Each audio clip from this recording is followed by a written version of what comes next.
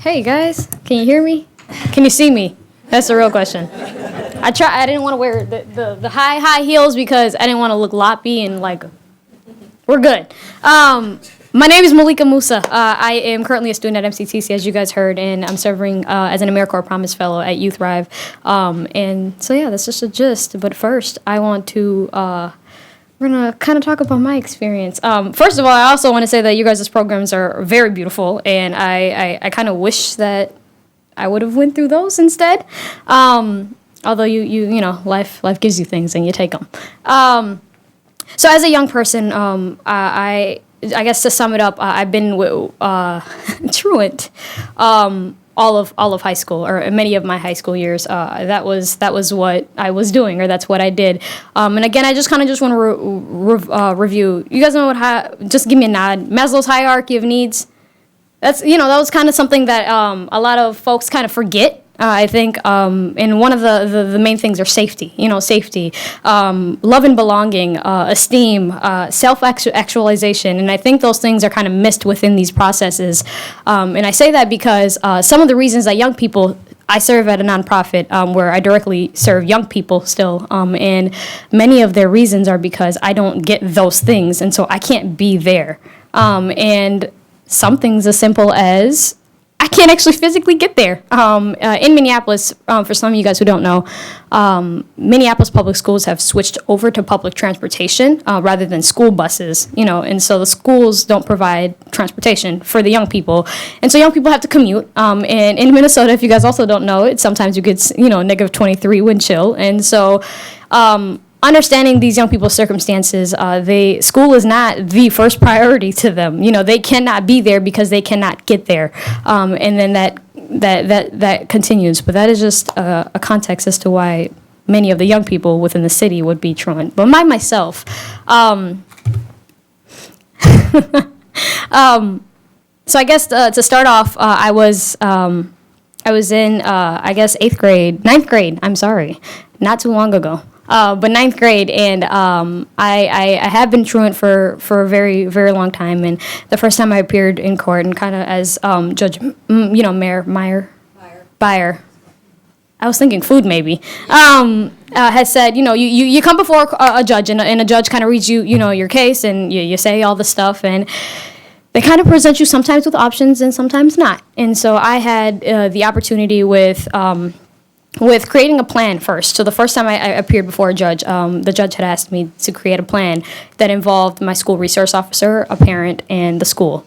And I did not abide by that, which became a violation. And the reason why I didn't is because it included my school resource officer, in which we had prior experience with, and I just as a young person didn't want to do that. And so I got another letter, and I was supposed to appear again in court, and I went before the same judge, and a simple question: why didn't you do that? And well, I didn't actually want to include my school resource officer because we don't really have the best relationship, and I don't think that would have worked well. And so the second option wasn't the best, but I went to boot camp. Juvenile detention was not in it because my offense wasn't completely that terrible, if that makes any sense. But juvenile detention was not in it for me. So I went to boot camp, and it did not work for me. But I guess to kind of just talk about my young people in general that I serve. I have a young person, and for privacy purposes, I won't bring up his name, but he goes through and is currently still through the juvenile detention system. And this young person is very beautiful. He's an average, an average student. He goes to a Minneapolis public school, and he was truant, and because of his truancy, was automatically, when he first came before a judge, they or she gave him juvenile detention center. He didn't have an option. Young black man. He went directly to JDC, and his JDC did not work out for him. And because of things that happened in JDC, not because of his truancy, but because of the stuff that happened in JDC, he actually was required to stay there longer.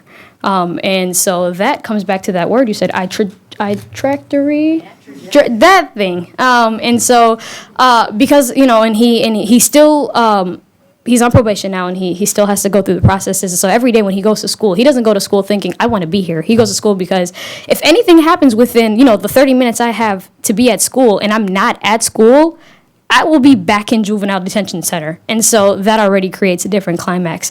I think that, to answer some of the questions that probably will come up, everyone here has talked about it. Support and understanding has been the number one thing that that young people have asked for, have called for. My experience has not helped me. I have still, up until my senior year, have still appeared before judges. And I, again, wasn't in juvenile detention center, but I've always been through a court system. A judge has always said, you never get your story heard. The judge didn't know that I didn't want to be at school because sometimes I just didn't feel safe. The judge didn't, because that's not, you don't get those options. Your case is read and you're truant. You broke a law. You didn't pay the fine. And so now you violated the law in which you go through more court systems. And so my parents, all that to add, were very illiterate in these processes. They were not, they did not know or understand the system. They didn't understand the systems that I were going through. Me, myself, didn't know that I could get in trouble for not being at school. And so everything was very new to me as it was happening, and then became not new as it was continuing to happen.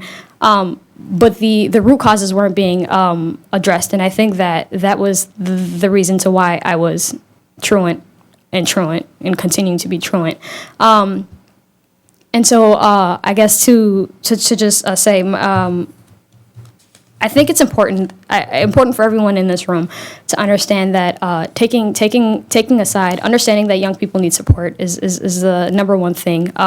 In these situations where I would be before a judge or in administration, I was never provided with the opportunity of having a caring adult in my midst. And so I have a beautiful mentor right now. His name is Tara Lewis, and he could never sit in those same spaces with me, so I never felt like I could say what it is I needed to say. I never felt like I could, be my complete self. I never felt like I was able to defend myself because I thought someone else could do it better, and that someone was Terrell, and he couldn't be there. And that's because those offers, those weren't provided for me. I kind of want to talk a little bit about Youth Thrive and kind of what we do. Youth Thrive, directly serves young people, and the young people that we serve work on kind of just developing curriculums in which they would serve other young people and eventually create something that they are passionate about. That was scary. That doesn't have anything to do with us, though. So. And so this year they created an iBook or an ebook, as you guys are on Nobel laureates, and they focus on the Convention of the Rights of the Child.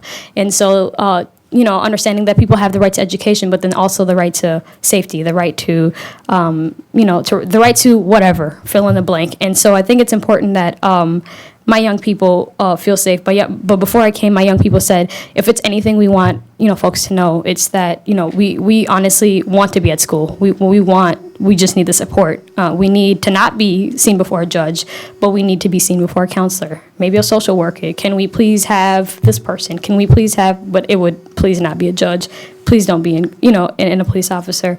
Those relationships don't work out well. Not all the time, but you're beautiful. All right.